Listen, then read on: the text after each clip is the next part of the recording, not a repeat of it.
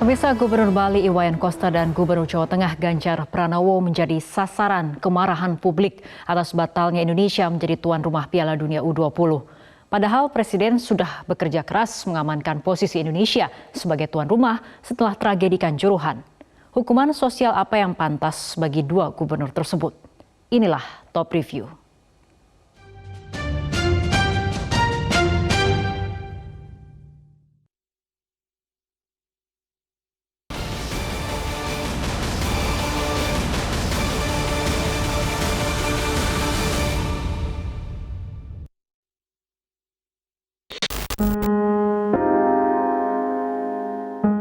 Beginilah situasi saat pelatih dan tim ofisial mengumumkan pengumuman FIFA terkait pencoretan Indonesia sebagai tuan rumah Piala Dunia U20. Tampak asisten pelatih Nova Arianto menyampaikan pengumuman ini dengan raut muka sedih. Nova bahkan sempat menangis. Sejumlah pemain timnas U20 juga menangis. Nova mengaku sejak tahun 2020 hingga sekarang memilih bertahan di timnas karena menunggu event Piala Dunia U20 ini. Namun kenyataannya, ada orang-orang yang mencampuri urusan sepak bola dengan politik, sehingga FIFA bersikap mencabut status Indonesia sebagai tuan rumah Piala Dunia U20. Bertahan sampai sekarang ada di sini karena saya ingin berada di event itu, Bos. Di event Piala Dunia. Sangat nggak bisa terima dengan situasi ini, Mas. Tapi ini yang kita dapat. Sekali saya dari 2020 nih sama JJ, dari angkatan pertama kita persiapan latihan pertama di Bekasi, ya. Sampai 4 tahun kita hanya dapat apa ya? Harapan kosong aja sih. Mungkin kalian sama dengan kita di sini sangat kecewa.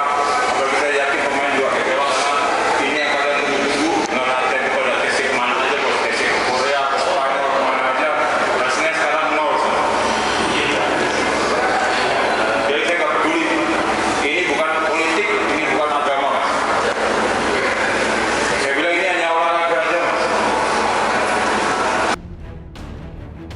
Tidak mudah bagi Indonesia untuk menjadi tuan rumah Piala Dunia U20. Indonesia harus bersaing dengan banyak negara, yang kemudian mengerucut menjadi 3, yaitu Indonesia, Brazil, dan Peru. Pada Oktober 2019, FIFA akhirnya menunjuk Indonesia menjadi tuan rumah. Dana besar digelontorkan untuk menyiapkan gelaran akbar ini. Pada 2020, Kemenpora meminta kucuran dana 400 miliar rupiah. Kemudian pada 2022 dikucurkan lagi 500 miliar rupiah. Sementara itu Kementerian PUPR pada 2020 mengucurkan dana 400 miliar untuk renovasi stadion. Dan pada 2023 ini kembali mengalokasikan 175 miliar rupiah.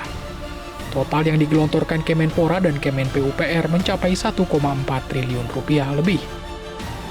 Saat terjadi tragedi Kanjuruhan, kekhawatiran bahwa FIFA akan membatalkan status Indonesia sebagai tuan rumah Piala Dunia U20 sempat muncul. Namun, lobi Presiden Joko Widodo dengan Presiden FIFA Gianni Infantino akhirnya sukses mengamankan Indonesia sebagai tuan rumah Piala Dunia U20. Akan tetapi, tragedi Kanjuruhan rupanya tidak menjadi pelajaran. Pernyataan politis Gubernur Bali Iwayan Koster dan Gubernur Jawa Tengah Ganjar Pranowo akhirnya membuat Indonesia dicoret sebagai tuan rumah Piala Dunia U20. Para kepala daerah ini sejatinya sudah menandatangani kesepakatan kesediaan wilayahnya menjadi lokasi Piala Dunia U20. Namun mereka kemudian menolak tim Israel bertanding di wilayah Bali dan Jawa Tengah. Kan kita ini jadi tuan rumah karena kita minta, kita bidding. Kenapa kita menang? Karena ada komitmen-komitmen yang kita lakukan, baik pemerintah pusat maupun pemerintah daerah. Ya, selain Bapak Presiden, ada beberapa menteri dan Kapolri yang menandatangani agreement ya, atau government guarantee, dan pimpinan-pimpinan daerah yang menandatangani host city agreement.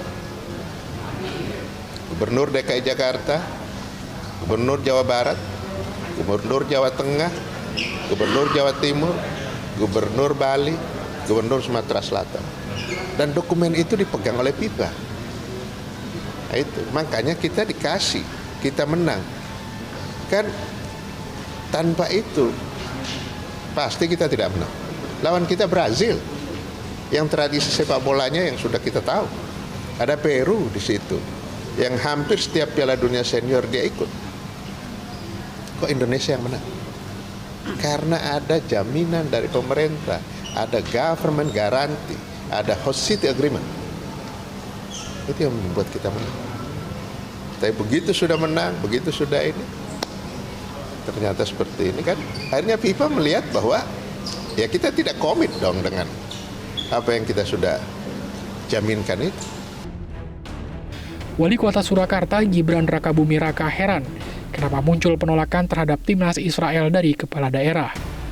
Padahal menurut Gibran, sebelumnya kepala daerah sudah menandatangani persetujuan menjadi tuan rumah pada tahun 2021 lalu. Gibran menyebut seharusnya protes dilakukan jauh-jauh hari. Saya hanya menghormati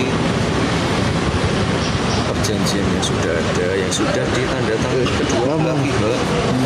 Aku naik meh protes, aku protesnya saat durunge tanda tangan. Sesimpel. Ini banyune wis dadi, anggarane wis metu, kene wis kuwesel kabeh, bar kowe protes, ngopo protes saiki? Kene iki kesel.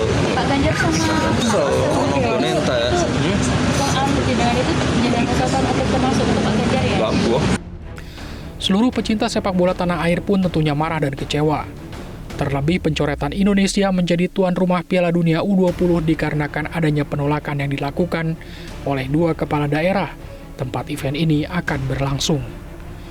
Kemarahan dan kekecewaan tampak pada komen-komen warganet pada postingan kedua kepala daerah. Bahkan salah satu penggawa timnas U20, Hoki Caraka, mengungkapkan kesedihannya melalui status Instagram dan mentautkan ke Instagram Gubernur Jawa Tengah Ganjar Pranowo. Hoki menyebutkan dirinya dan timnas muda sudah berlatih mati-matian, namun sekarang semua tidak ada artinya. Hoki juga menulis di laman komentar Instagram Gubernur Jawa Tengah Ganjar Pranowo dengan hashtag terima kasih Ganjar Pranowo. Sedangkan Gubernur Bali Iwayan Koster lebih memilih mematikan kolom komentar di akun media sosial Instagramnya, sehingga warganet tidak bisa meninggalkan komentar di akun tersebut.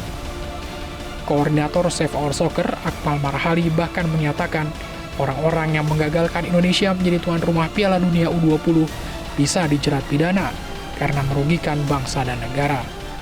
Bahkan mereka ini semua bisa dituntut secara pidana. Kenapa? Karena mereka telah merugikan bangsa dan negara kita. Betapa banyak dana yang sudah digunakan untuk persiapan, infrastruktur, latihan, dan sebagainya. Betapa banyak harapan UMKM yang sudah menyiapkan segala macam bentuk souvenir yang akan mereka jual, akhirnya kehilangan kesempatan. Betapa banyak UMKM yang sudah berusaha untuk menyiapkan dagangan-dagangan mereka menyambut Piala Dunia, akhirnya mereka harus merugi. Ini bisa kita tuntut secara class action.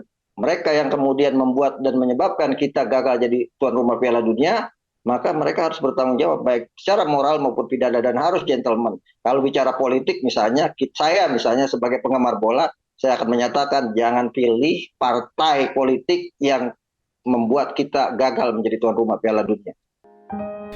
Peluang langka menjadi tuan rumah Piala Dunia sudah dibuang percuma, dan peluang timnas tampil di Piala Dunia juga telah sirna. Ini adalah tragedi sepak bola, setelah sebelumnya sepak bola Indonesia juga mengalami tragedi saat 135 nyawa melayang di Stadion Kanjuruhan awal Oktober 2022. Jika publik kecewa karena tragedi Kanjuruhan hanya dihukum ringan, maka hukuman sosial yang berat harus ditimpakan kepada orang-orang yang menggagalkan Indonesia menjadi tuan rumah Piala Dunia U20.